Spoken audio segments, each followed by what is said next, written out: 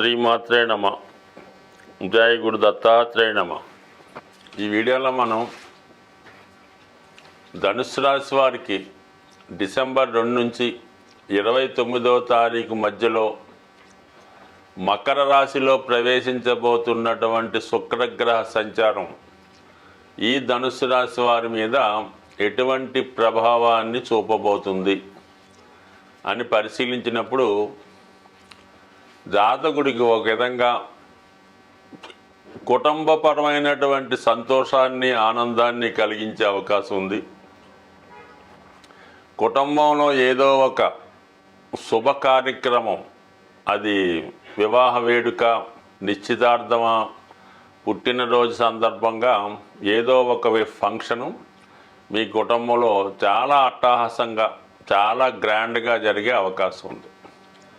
అలాగే గతంలో మీ కుటుంబం నుంచి దూరమైనటువంటి ఒక స్త్రీ, అంటే మీ యొక్క సిస్టరో, కోడలో, అత్తగారో ఎవరో ఒకరు మళ్ళా మీ కుటుంబంలో ఈ శుభ కార్యక్రమం సందర్భంగా తిరిగి మళ్ళా మీ కుటుంబంలో కలుసుకోవడం జరుగుతుంటుంది. అంటే ఎవరైతే మీ కుటుంబం నుంచి దూరంగా ఉంటున్నారో వాళ్ళు మీ కుటుంబం నుంచి దూరంగా వెళ్ళిన తర్వాత, అంటే అది విదేశంలో ఉండొచ్చు, ఫారిన్ కంట్రీలో ఉండొచ్చు, వేరే దూరంగా ఉండొచ్చు, వాళ్ళు చాలా విశేషంగా ధనవంతులై ధనం సంపాదించి సడన్గా మళ్ళీ మీ కుటుంబంలో బంధుత్వాన్ని కలుపుకునే ప్రయత్నం చేయడం జరుగుతుంది. దాన్ని మీరు కూడా అంగీకరిస్తారు.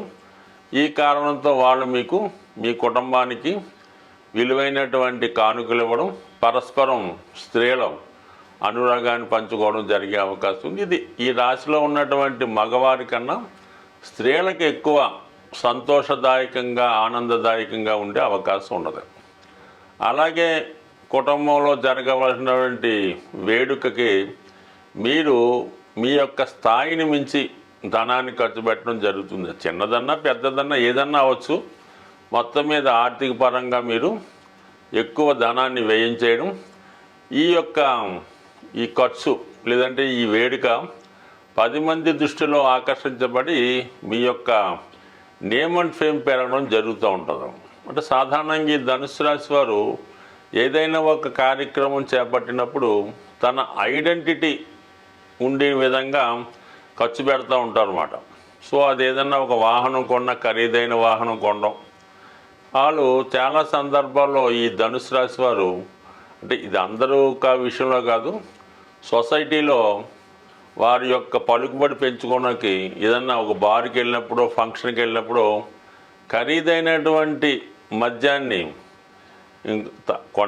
అంటే పార్టీ చేయడం కానీ వాళ్ళు తాగడం కానీ జరుగుతుంటుంది. అంటే ఇది ఇంచుమించుగా ఒక స్థాయికి అందనట్టుగా ఒక 50,000 60,000 ఖరీదు చేసే మద్యాన్ని కొంటుంటారు. అంటే వాళ్ళకి అలవాటు లేకపోయినా ప్రెస్టేజ్ నిమిత్తం ఆ విధంగా ఖర్చు పెడుతుంటారు అన్నమాట. అంటే ఇప్పుడు ఆ సందర్భం ఈ శుక్రుడి స్థితి ధనస్థానంలోకి రావడం వల్ల వారి యొక్క హోదాని అందరికీ తెలిసే విధంగా ఈ విధంగా వాళ్ళని వాళ్ళు హైలైట్ చేసుకునే ప్రయత్నం చేస్తారు.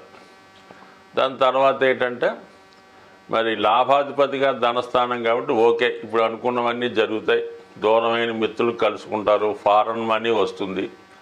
ఇక షష్టాధిపతి కుటుంబ స్థానంలో ఉండడం వల్ల ఒక పక్కన సంతోషంగా ఉంటూనే మరో పక్కన కుటుంబ సభ్యుల మధ్య ఆర్థికపరమైన విషయాల్లో అభిప్రాయ భేదాలు వచ్చే అవకాశం ఉంది. సాధారణంగా ఎలా ఉంటుందంటే ఏదైనా ఒక ఫంక్షన్ జరిగినప్పుడు ఎవరికి వాళ్ళు, అంటే మీ కుటుంబంలో వారు, మీరు కొంత, మీ భార్య గారు కొంత, మీ పిల్లలు కొంత, ఈ విధంగా కొంత అనుకున్న దానికన్నా 4 రెట్లు ఖర్చు పెడతారు.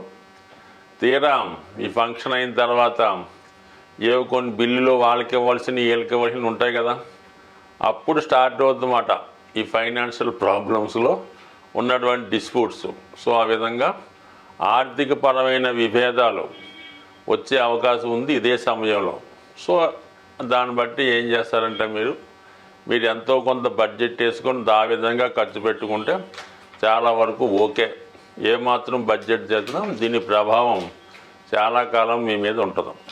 ఇంకా ఇది ఒక యాంగిల్ అయితే, దాని తర్వాత ఏంటంటే మరి శుక్రుడు ధనస్థానంలో ఉండడం, కుజుడు మరి అష్టమ స్థానంలో నీచపడి ఉన్నాడు.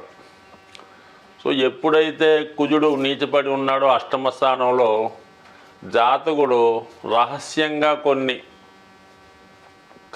కర్మలు చేస్తూ ఉంటాడు అన్నమాట. రహస్యంగా అంటే ఇటు కుజుడు నీచపడి జలతత్వంలో ఉన్నాడు కదా, రహస్యంగా ఏదన్నా బార్ అండ్ రెస్టారెంట్కి వెళ్ళటం, లేదంటే ఎవరినన్నా రహస్యంగా కలుసుకొని మెయింటైన్ చేయడం, ఇదంటే ఏదైనా జోదం ప్యాకెట్ లాంటివి చేసుకోవడం, ఇదంటే గోవా ఊటీ వెళ్ళి అక్కడ ఎంటర్టైన్మెంట్లో పాల్గొనడం అని జరుగుతూ ఉంటుంది.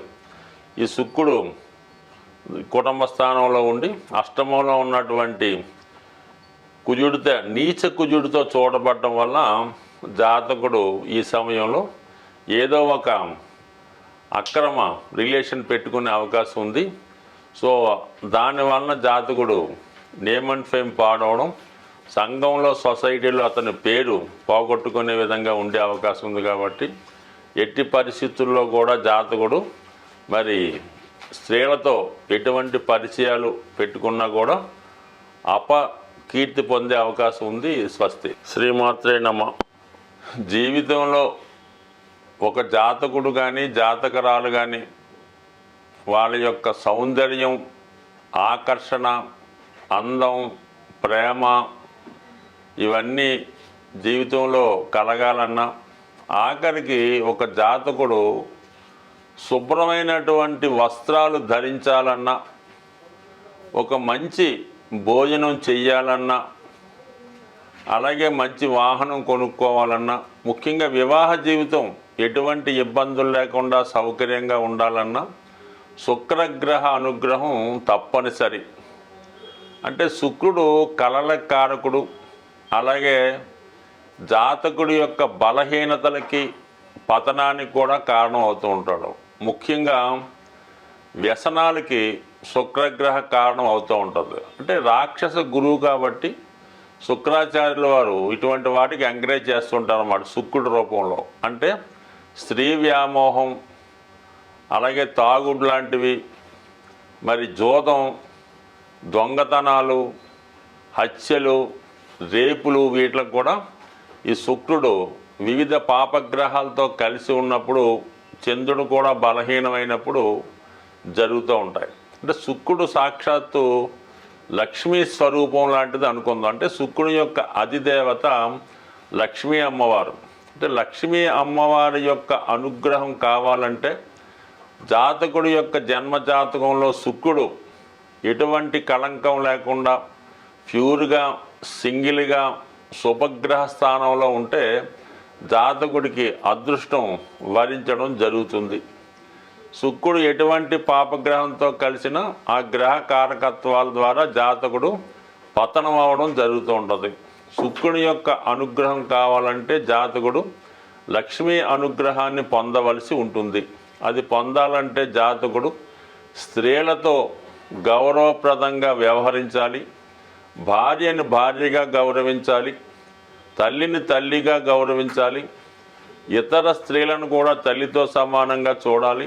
అలాగే తన కుటుంబంలో ఉన్నటువంటి కోడలను కానీ, కుమార్తెను కానీ, మదర్ను కానీ, చెల్లెళ్ళను కానీ, అక్కలను కానీ దేవతా స్వరూపంగా కొలిచి దానికి అనుగుణంగా వాళ్ళకి వివిధ రూపాల్లో ఎటువంటి ఇబ్బంది రాకుండా, వాళ్ళకి బాధ కష్టం రాకుండా ఖచ్చితంగా వాళ్ళకి అన్ని సౌకర్యాలు కల్పించాలి. జాతకుడికి ఉన్నా లేకపోయినా వాళ్ళకి బట్టలు, నగలు, సమయానికి వివాహం చేయడం, ఇవన్నీ కూడా సమకరించినప్పుడు జాతకుడిలో ఉన్నటువంటి శుక్రగ్రహం యాక్టివేట్ అయి జాతకుడికి శుభ ఫలితాలు రావడం జరుగుతూ ఉంటుంది.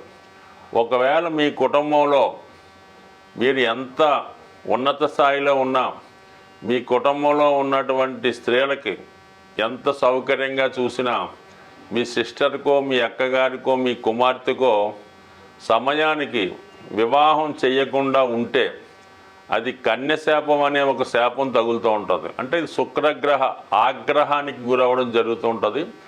ఆ కారణం వల్ల ఏంటంటే కుటుంబంలో శుభకార్యాలు వాయిదా పడుతుంటాయి, ఆర్థిక పరమైన ఇబ్బందులు రావడం జరుగుతూ ఉంటుంది. సాధారణంగా చూడండి, ఎవరి కుటుంబంలో అయినా ఆ కుటుంబంలో స్త్రీలకి వివాహం ఆలస్యం అవుతుందంటే ఖచ్చితంగా ఆ కుటుంబంలో ఆర్థిక సమస్యలు ఉంటాయి, లేదంటే ఆ కుటుంబ యజమాని రహితంగా వ్యసనపడి ఉండడం జరుగుతుంటుంది. ఇవన్నీ తొలగాలంటే శుక్రగ్రహ అనుగ్రహం నిమిత్తం ప్రతి శుక్రవారం, కొన్ని ప్రాంతాల్లో గురువారం, ఎప్పుడైనా పర్లేదు, ఆ రోజు లక్ష్మీ అమ్మవారి అనుగ్రహానికి అమ్మవారిని విధి విధానంగా పూజ చేస్తూ మరి ఖచ్చితంగా లక్ష్మీ స్తోత్రం, శ్రీ సూక్తం, కనకదారా స్తోత్రం లాంటివి చదువుతూ కంపల్సరిగా విష్ణు సహస్రనామాన్ని కూడా పారాయణ చేయాలి.